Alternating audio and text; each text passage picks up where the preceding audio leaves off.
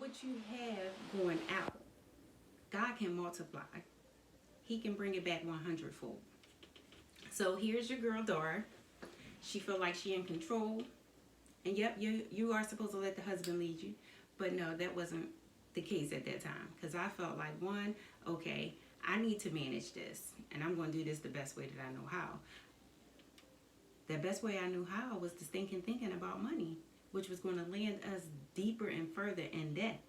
So I felt like I needed to not pay tithes and focus on all the other things and bills that was coming in. Well, let me just say that I did not pay tithes. And it wasn't that I was forced to. I agreed. I did it willingly. I paid tithes. So for the duration, which felt like forever, was actually about 2, almost 3 months, I consistently paid my tithes.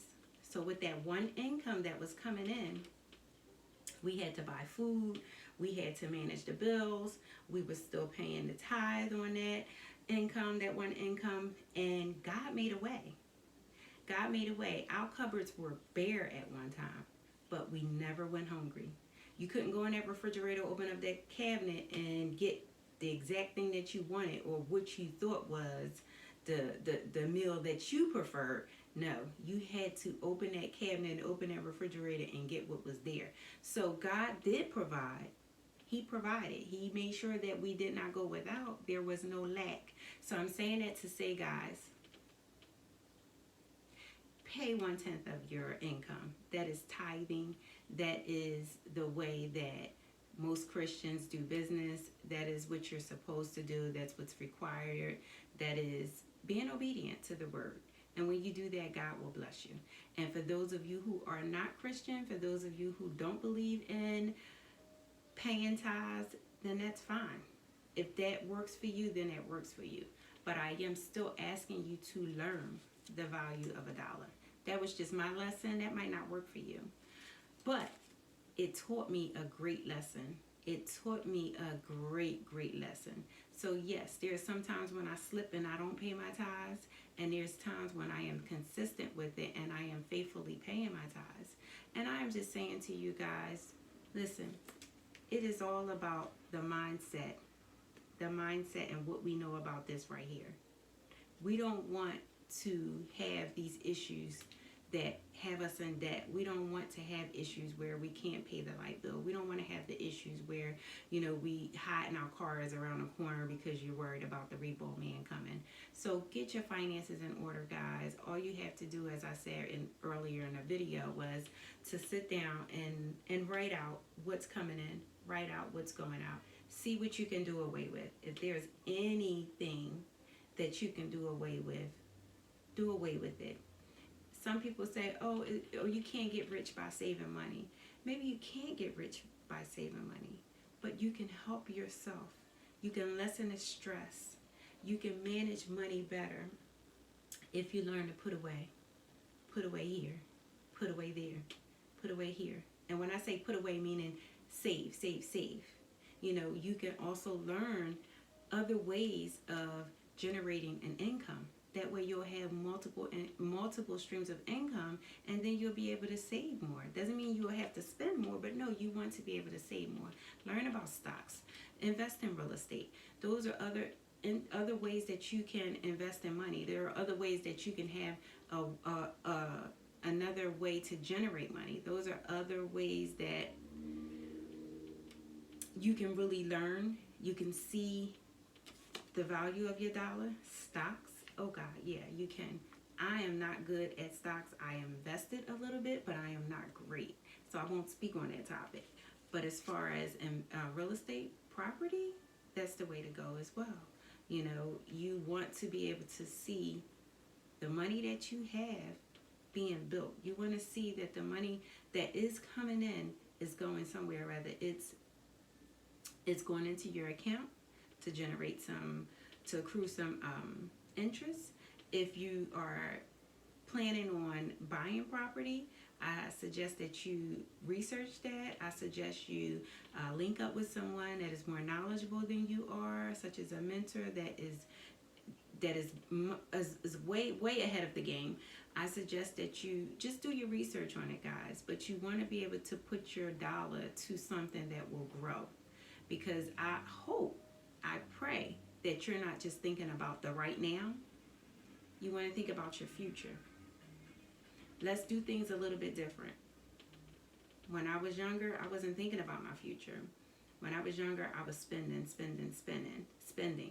I wasn't thinking about putting away for a rainy day. And I'm sure a lot of us mothers have taught our daughters, put away for a rainy day.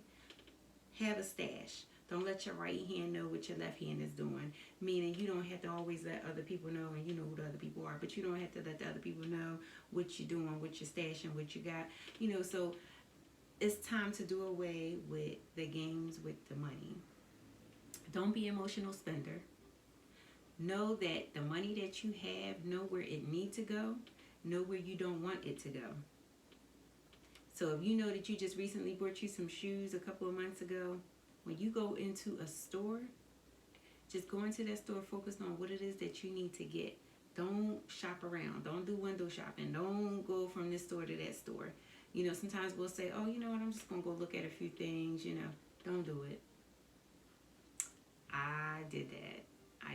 And guess what? It landed me into digging in my pocket, in my pocketbook, and pulling out that card, or pulling out the money if I had it. If I didn't have the money, then I pulled out the card, which, if you know, you going to pull out that card, that credit card, use that credit card, and you still got to pay that money back. So don't put yourself in debt for a pair of shoes. Don't put yourself in debt for that pocketbook that you know you can't afford.